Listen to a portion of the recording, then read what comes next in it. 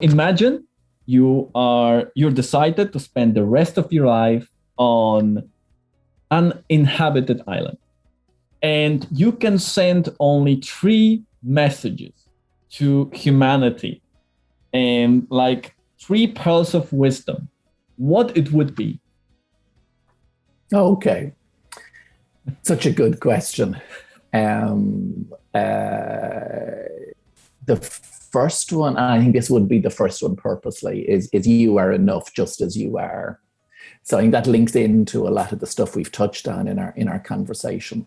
We're all perfectly ourselves, Chris, but at the same time, we're simultaneously works in progress. There's no end point. We're constantly evolving as individuals. We don't strive to learn or to grow or to upgrade the thought processes, as it were. But I think that's what I would start with, certainly. I would inscribe that, you are enough just as you are. So that would be the first one.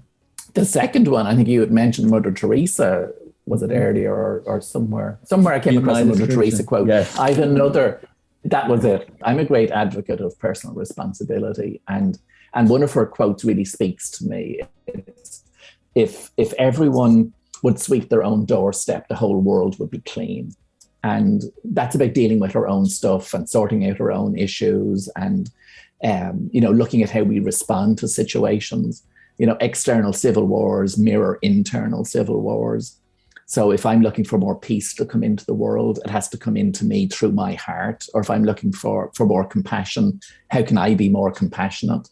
That's taking personal responsibility. So that little quote by Mother Teresa would be inscribed on a piece of parchment. If everyone would sweep their own doorstep, the whole world would be clean.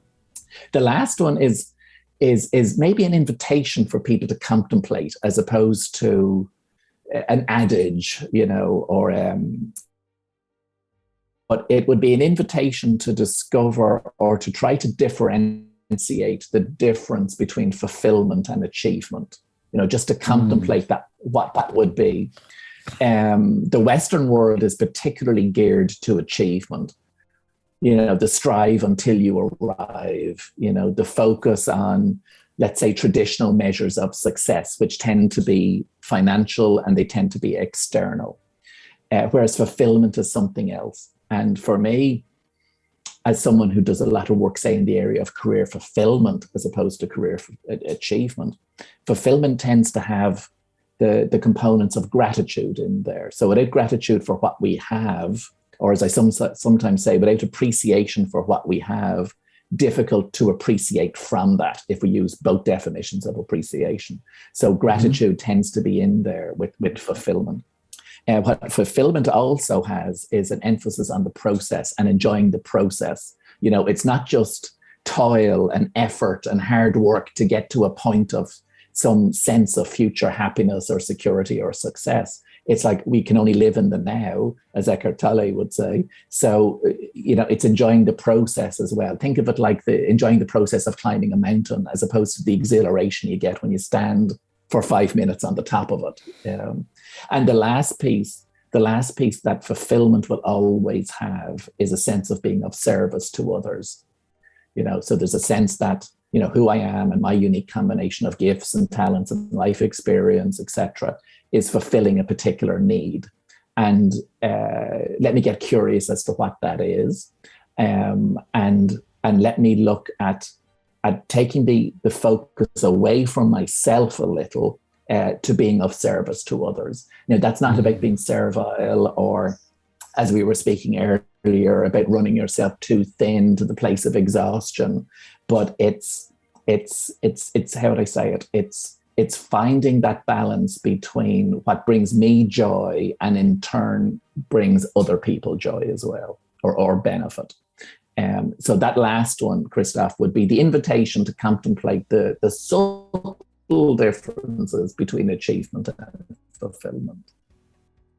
Wow, that tackles most of the most important things.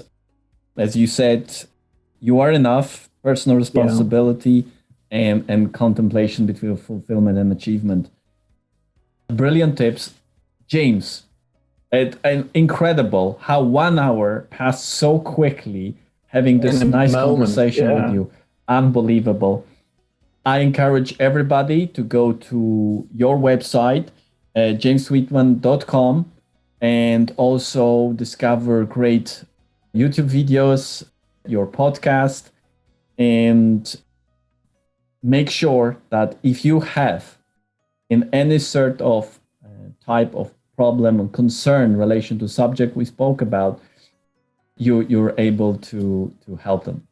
Yes, and as you rightly say, there's a lot of information that sits on my website, jamessweetman.com, on the videos and tip sheets and blogs and podcasts.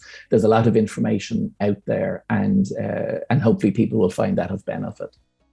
James, thank you very much for being our guest, and I'm looking forward to see your new book and have a good time with the break. But I presume during the break is just from the podcast. You'll be still working and enjoying, as you said, climbing the mountain.